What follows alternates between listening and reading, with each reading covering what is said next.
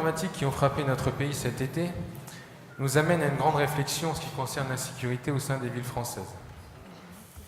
Cela rouvre la question de la sécurité à Béthune et de l'armement de nos policiers municipaux.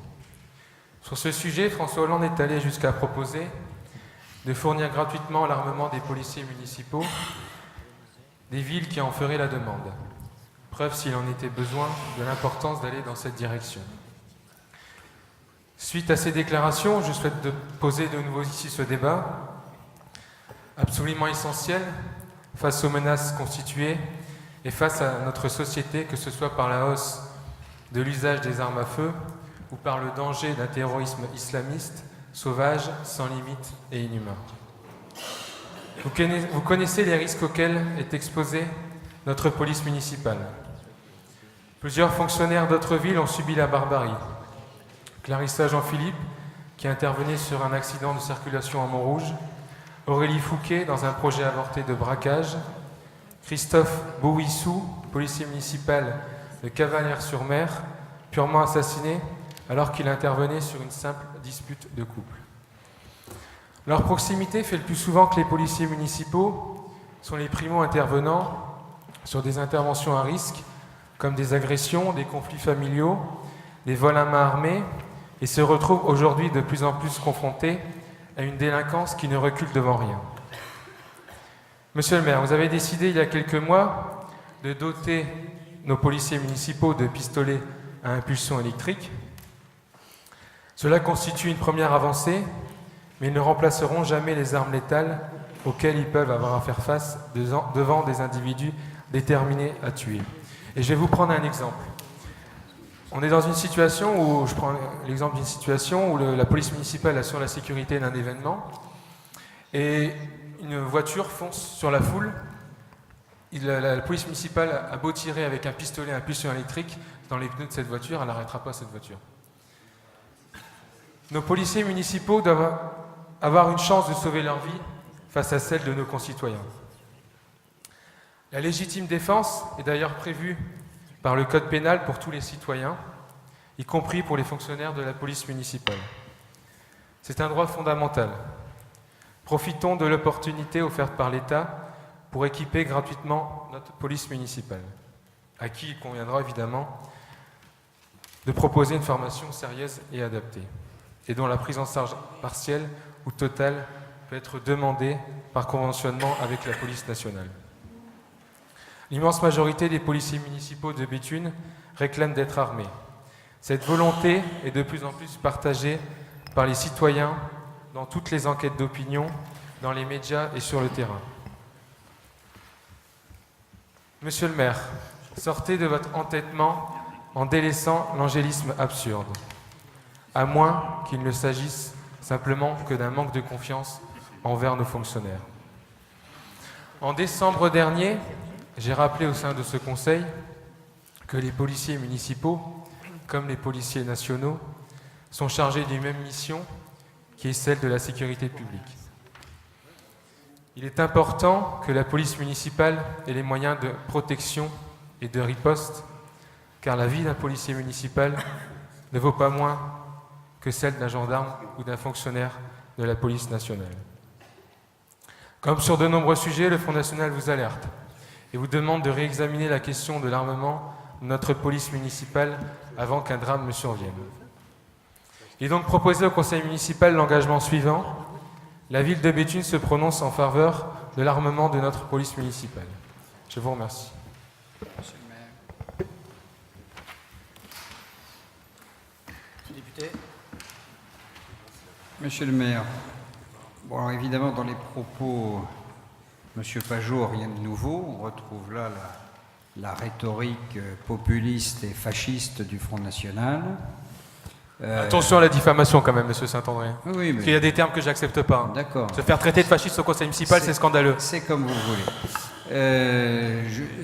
Je répète, la rhétorique populiste et fasciste du Front national. Vous citez Clarissa Jean-Philippe, qui a été assassinée. Je vous rappelle que cette policière municipale était armée. Et elle avait une arme létale qui était faite pour tuer. C'était pas un pistolet à impulsion électrique. Moi, j'ai une position sur le sujet. On a eu des débats ensemble lorsque nous étions dans l'ancienne municipalité. J'ai pas changé d'avis sur la question. Je pense que la police municipale, effectivement, doit être en mesure de se défendre, mais je suis toujours opposé à l'utilisation des armes létales.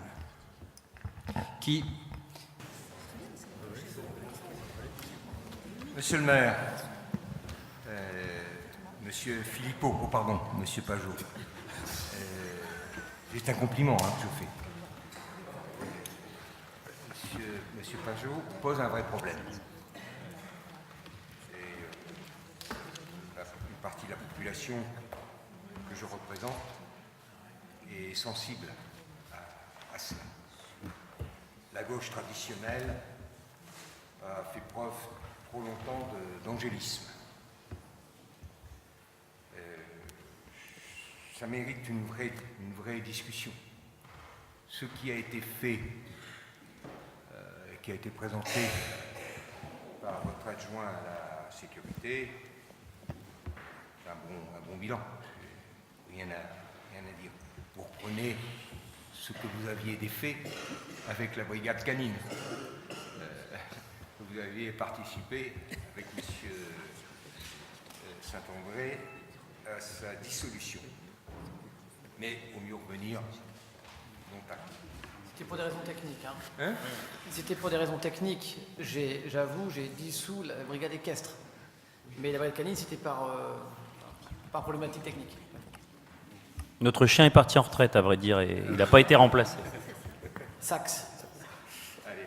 Fait partie de nos rangs. Soyons sérieux parce que le sujet mérite d'être bien abordé.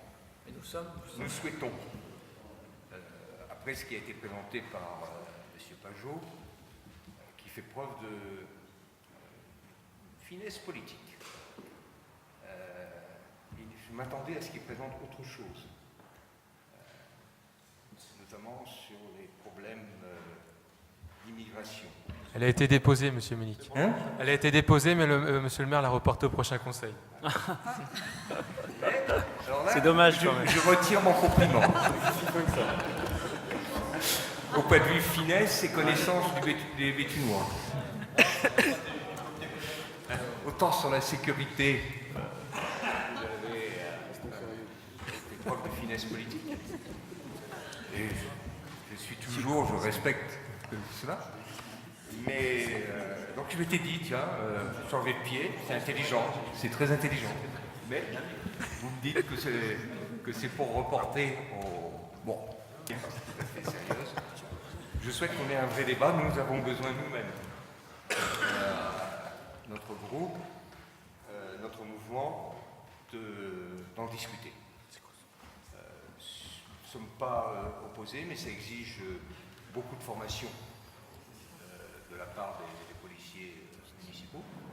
Ce n'est pas le tout de les armer. Moi, je ne l'avais pas fait, mais en 9 ans, les choses ont beaucoup changé. La société a beaucoup changé. Quand vous voyez un enfant de CE2 s'attaquer à un insulteur, vous dites quand même que la société est devenue violente, brutale, et manque d'autorité partout. Et y compris au niveau le plus élevé de l'État. Donc, je demande qu'on ait une réflexion plus approfondie. Pierre-Emmanuel Gibson.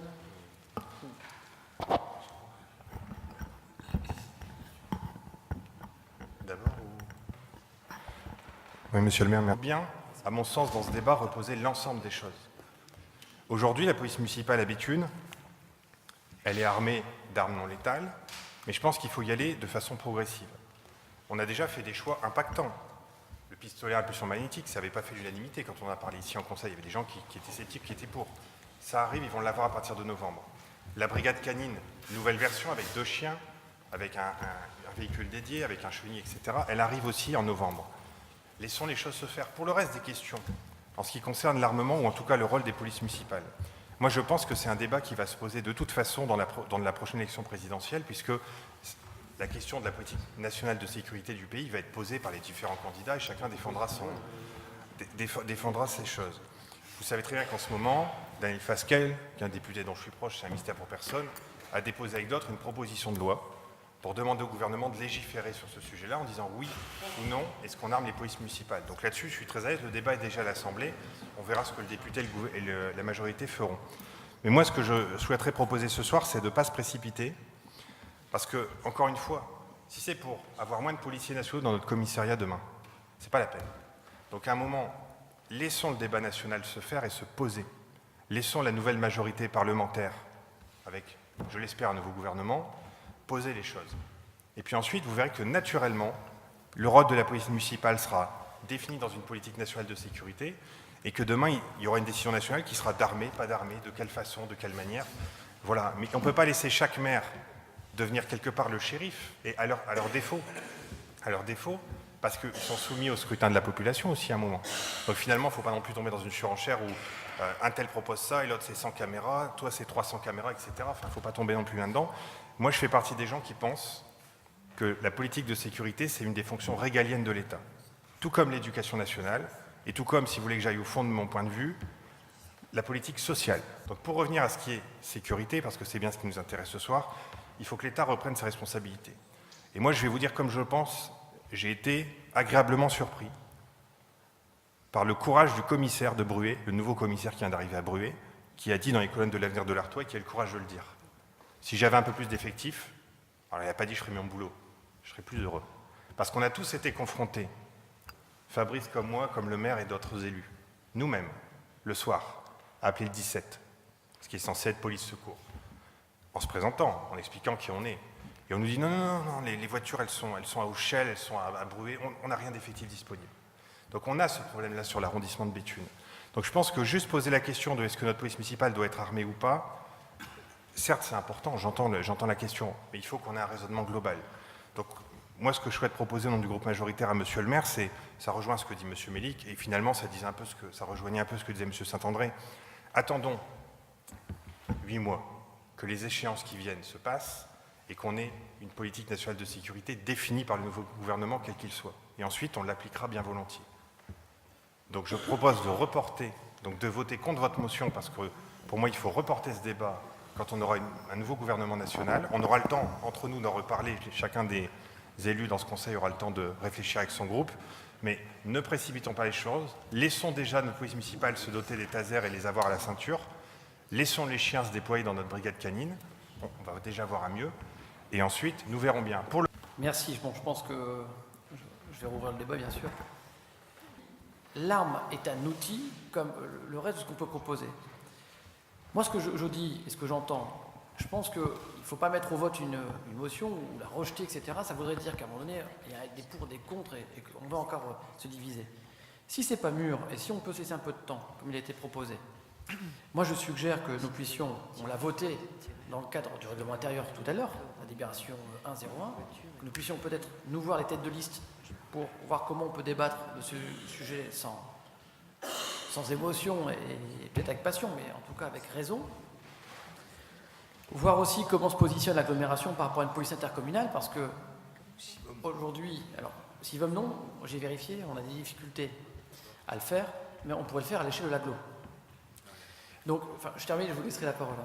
Parce qu'il avait été demandé au sein du SIVOM de pouvoir étudier la possibilité de créer des gardes champêtres, mais les textes de loi aujourd'hui se superposent et poussent à la constitution plutôt d'effectifs de police intercommunale au sein des EPCI, ce qui était propre. Donc moi, je l'ai déjà dit publiquement, et je le redis, je suis moi, personnellement, favorable à une police intercommunale, parce que je ne crois pas que les habitants qui habitent dans les villages autour de chez nous aient le droit à moins de sécurité que ceux qui habitent dans nos villes. Et en même temps, je crois qu'il est urgent qu'on ait les mêmes outils et les mêmes instructions pour tous les policiers municipaux de France et de Navarre. Parce que pourquoi un policier municipal est armé dans telle commune et il n'est pas dans une autre? Au nom de qui? Du fait du prince, c'est-à-dire du maire qui décide d'armer ou pas sa police. Mais on ne fait pas des milices municipales. On est en train de mettre en place des polices municipales. Donc si il devait y avoir l'armement à un moment donné accordé. Je souhaiterais, moi, qu'il y ait une décision courageuse d'un gouvernement qui dise oui ou non.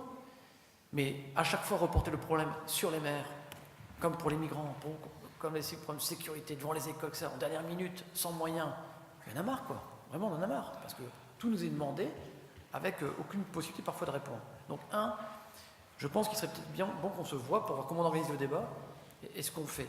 2, notre chef de police municipale arrive, il est armé. J'ai déjà débattu moi personnellement avec lui. Je connais ses positions. Peut-être nous pourrions nous inspirer de son expérience et de ce qu'il verra sur le terrain béthunois. 3, il y a des communes qui ont le courage aussi de poser la question à leurs habitants. Parce que la vraie question, c'est de se dire, est-ce que le maire tout seul peut décider d'armer ou pas sa police municipale? On a peut-être des outils possibles, de débat, sans déchirement, c'est ce que je dis, pour peut-être poser aussi la question, si ce n'est pas réglé dans un cadre de campagne électorale, de poser aussi la question des habitants. Après tout, pourquoi on ne leur demanderait pas? Donc je crois que ce soir, on n'est pas bien placé pour dire oui, non.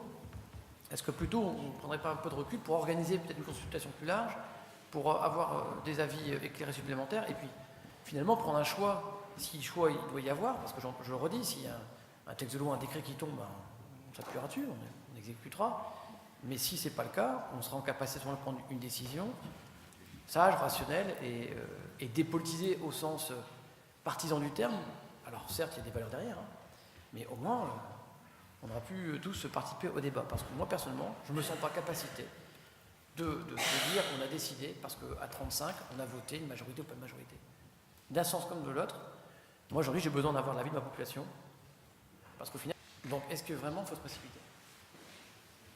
Voilà un peu pas la synthèse, mais la conclusion de ce qu'on pourrait proposer ce soir pour fâcher personne. Et puis, parce que j'appréciais le ton qui a été employé, c'était très intéressant, pour qu'on puisse vraiment prendre des décisions, si nous, on doit les prendre, mais avec un peu de recul et puis des éléments complémentaires. Intervention. Oui, je voulais répondre à ce qui a été dit depuis tout à l'heure. Enfin, j'ai l'impression, en vous écoutant, que vous essayez quand même de noyer le poisson. Ça se passait bien. Je voudrais quand même répondre à M. Gibson qui nous dit aujourd'hui que l'État se désengage. Je voudrais lui rappeler que je crois qu'il soutient Nicolas Sarkozy pour les primaires. Il y a eu de fausses informations. Il l'a dit. Ah bah Pas oui. transmis à la presse. Et je voudrais quand même rappeler, enfin, vous appartenez à la même famille politique que Nicolas Sarkozy, qui est aujourd'hui candidat primaire, qui a supprimé 12 000 postes de policiers et de gendarmes. Je crois que je l'ai dit tout à l'heure, Ah que c'était oui, une connerie, non? Oui, mais enfin d'accord, mais vous êtes dans ce parti politique. Vous avez soutenu Nicolas Sarkozy en 2012, il me semble. Donc je voudrais rappeler que si on en est dans cette situation, c'est aussi parce qu'il y a une suppression des postes de policiers et de gendarmes. Ensuite, sur la police intercommunale, moi je ne suis pas contre, évidemment, sauf qu'on est dans une agglomération, enfin dans une future agglomération qui va s'étendre d'Isbergues à Douvrin. Donc voilà, une police intercommunale, je pense que ça mérite de se poser la question, mais dans des agglomérations de plus en plus grandes, c'est quand même, je pense, assez compliqué de mettre en place cette police. Donc voilà, moi ce que je vous demande, je déplore que l'État aujourd'hui ne légifère pas par rapport à l'armement de la police municipale. Mais ce que je vous demande aujourd'hui, c'est pas d'attendre une décision de l'État, c'est de prendre des engagements, comme l'ont fait la moitié des villes en France qui possèdent une police municipale et qui ont décidé d'armer leur police municipale. Voilà. Tester les tablettes, on était même plus que ça, c'est tout. Et Il y a un vote sur cette motion. Je l'ai expliqué. Le règlement intérieur m'oblige à mettre en débat cette motion. C'est ce qu'on a fait. Je pense avoir dit très simplement que je souhaitais qu'on puisse peut-être demander l'avis de la population, qu'on puisse se voir pour voir comment on peut gérer ça de manière consensuelle et dépassionnée. Donc c'est pas pour provoquer à la fin une division. Donc je mets pas au vote. Enfin, une non, motion, il y a un non, vote. non. Je sais, je pose ça à Jodal, quand on dépose une motion, il y a un vote, je suis désolé. Mais si, C'est comme ça que ça se passe dans toute assemblée. C'est pas la région. Non, mais dans tous les conseils municipaux, quand vous déposez une motion, il y a un vote à la fin. Enfin, je sais pas. Monsieur, Enfin, faites pas tomber les faits. Vous avez mis au débat des choses, vous avez provoqué un débat, c'est bien. Si vous considérez, moi je demande de ne pas mettre au vote. Ce soir, je ne mettrai pas au vote, parce que d'abord, je suis l'autorité ce soir de cette assemblée. Je ne mets pas au vote, parce que je peux le faire, cette délibération. Je ne rejette pas la discussion. Je propose qu'on revoie comment on la présente, tout ce que j'ai dit. Voilà. Donc, ne m'obligez pas à être désagréable avec vous, je ne le veux pas. C'était bien passé jusque-là, donc relisez le règlement intérieur. La question. C'est déjà bien. conseille de ne pas aller plus loin. Vous avez déjà marqué des points.